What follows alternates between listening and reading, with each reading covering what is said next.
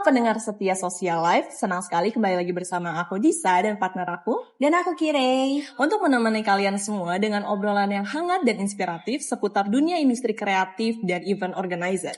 Betul sekali, di dunia event bukan hanya soal hiburan, tapi juga tentang manajemen, kreativitas, dan kerjasama tim yang solid.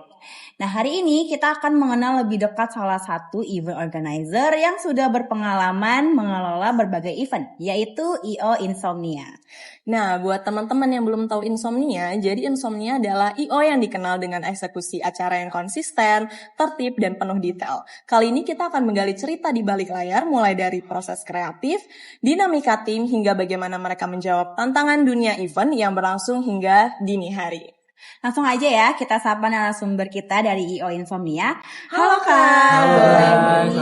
Sebelumnya perkenalkan diri kalian dulu. Oke, dari gue, nama gue Givan atau biasa dipanggil Gifun. Gue menjabat sebagai CEO salah satu CEO dari Insomnia Collective itu sendiri, dan selain CEO gue juga menjadi salah satu bagian dari talent Insomnia Collective. Oke, kalau gue nama gue Deka, gue di sini menjabat sebagai head PR dari Insomnia Collective ini. Oke, sebelum kita masuk ke cerita teknis nih Kak, mungkin bisa diceritakan dulu bagaimana sih awal mula I.O. Insomnia itu terbentuk dan apa yang menginspirasi kalian untuk membentuk tim ini gitu? Oke, untuk awal mulanya sebenarnya Insomnia itu sendiri sudah terbentuk di luar kota, yaitu Jogja, dan sempat kandas atau berhenti.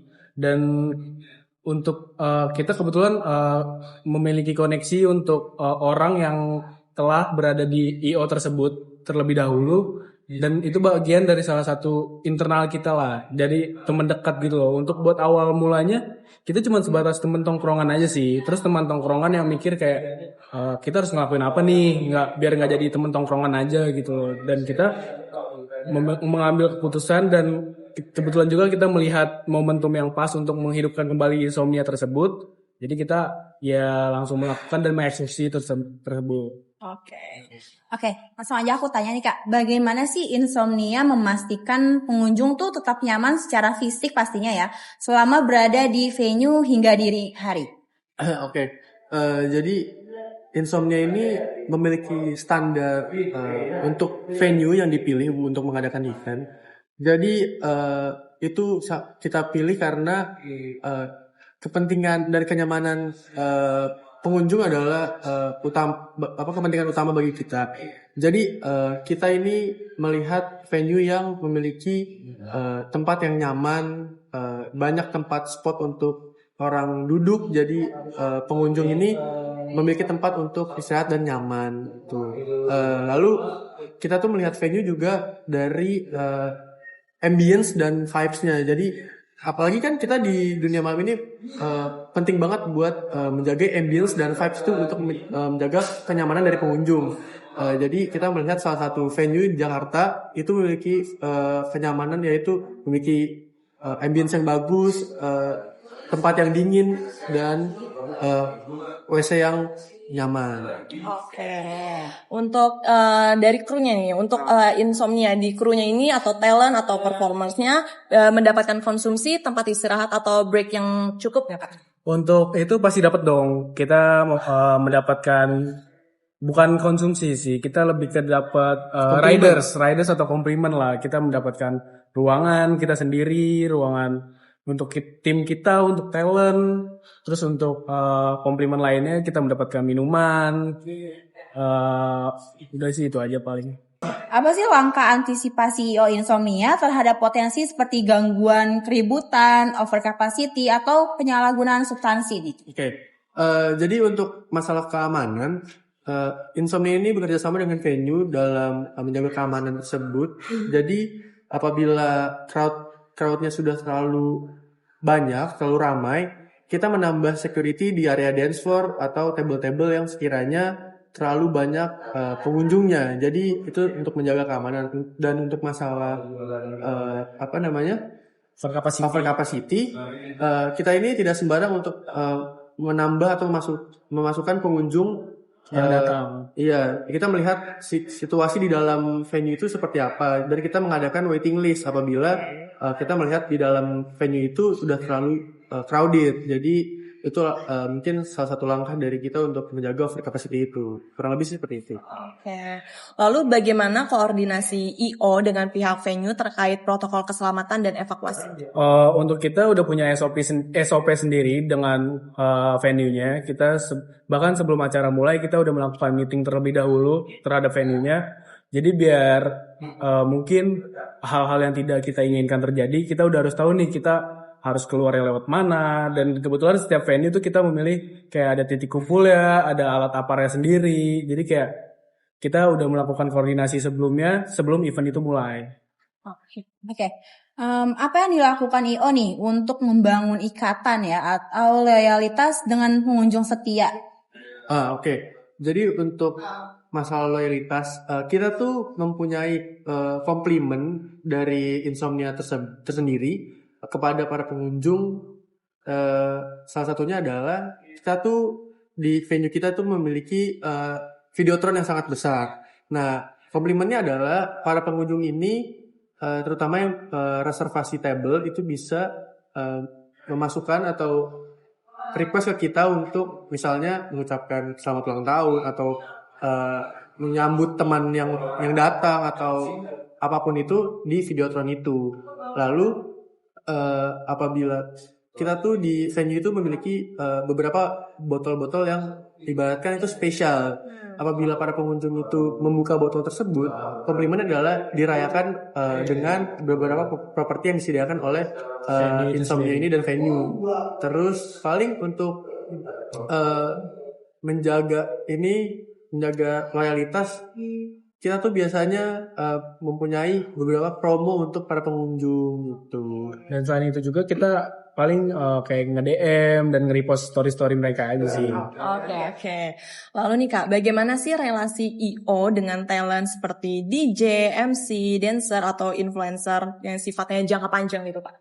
Oke, kebetulan Insom sendiri untuk masalah talent DJ, MC, dan lain-lain sudah memiliki sebelumnya jauh, sudah memiliki kebetulan talent-talent kita tuh berasal dari internal dekat kita sendiri, jadi tidak memerlukan relasi yang bagaimana karena udah memiliki bonding tersendiri. Dan juga untuk talent, dan kita memanfaatkan bonding kita terhadap talent internal kita untuk ke DJ eksternal yang lainnya. Jadi kita melewati mouth to mouth aja sih, mulut ke mulut aja.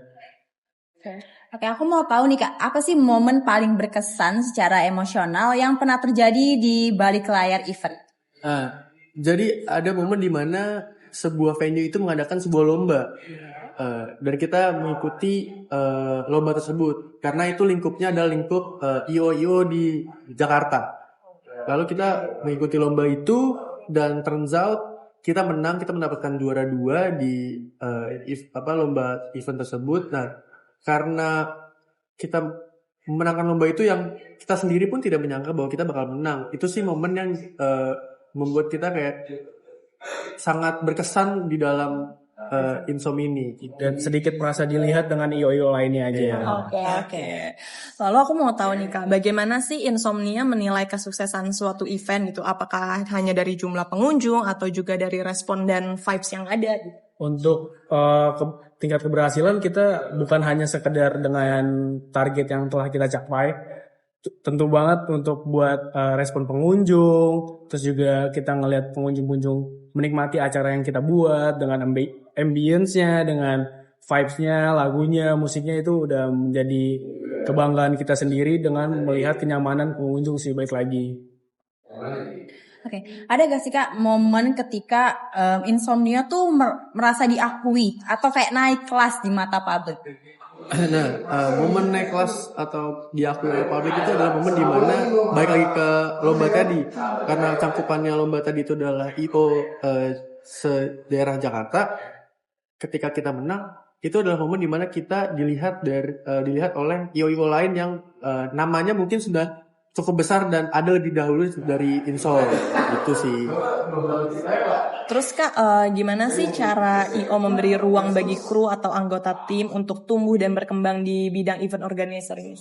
Untuk kita kepada kru, kita melakukan bonding khusus, bonding internal kita, karena kita dari awal IO ini terbentuk, kita tidak menetapkan kayak ibaratnya jabatan atas hanya sekedar sesama jabatan atas gitu, nggak boleh ke bawah-bawah. Kita melakukan sistem kayak ya kita family aja gitu. Jadi kayak bondingnya lebih dekat, terus juga habis itu kita melakukan kayak kita menerima ide-ide mereka yang kepada kita sebagai mungkin bisa dibilang sebenarnya bukan atasan sih, kayak lebih job desk kita lah gitu. Nah, kayak kita open buat semua tentang ide maupun mereka ada kepikiran buat tema sekalipun kita masih bisa untuk dibicarakan. Jadi kita nggak ada boundaries antara atasan dan bawahan sih. Jadi kayak kita sama-sama family aja. Oke Kak, pertanyaan terakhir nih untuk Insomnia. Apa sih mimpi besar yang ingin dicapai IO Insomnia dalam 3-5 tahun ke depan? Mungkin untuk mimpi besar kita itu adalah kita bisa mengadakan festival yang mungkin cakupannya Jakarta dulu atau mungkin kota-kota di sekitar Jakartanya, layaknya kayak DWP ataupun Scream or Dance. Itu tuh mimpi besar kita karena kita ibaratkan punya tempat kita sendiri gitu, event kita sendiri, festival kita sendiri, tanpa kita untuk masuk ke venue lain atau IO lain gitu. Berarti kita kayak punya home base kita sendiri lah. Oke, luar biasa ya. Hari ini kita mendapat banyak pandangan baru tentang dunia event yang selama ini mungkin jarang terungkap ke publik gitu ya. Betul banget, bisa mulai dari manajemen tim, kenyamanan pengunjung, sampai cita-cita besar ke depan. Kita bisa melihat bahwa sebuah event yang sukses tidak hanya ditentukan oleh penampilan di panggung, tapi oleh kerja kolektif yang terorganisir di baliknya nih. Nah, kita mau ngucapin terima kasih nih sekali lagi untuk tim IO Insomnia atas waktunya dan telah berbagi cerita kepada pendengar setia Sosial Life hari ini. Semoga sukses selalu dalam setiap acara yang dijalankan. Dan untuk pendengar, semoga obrolan ini memberi inspirasi dan wawasan baru nih untuk kalian semua. Terima kasih sudah mendengarkan sampai akhir dan sampai jumpa.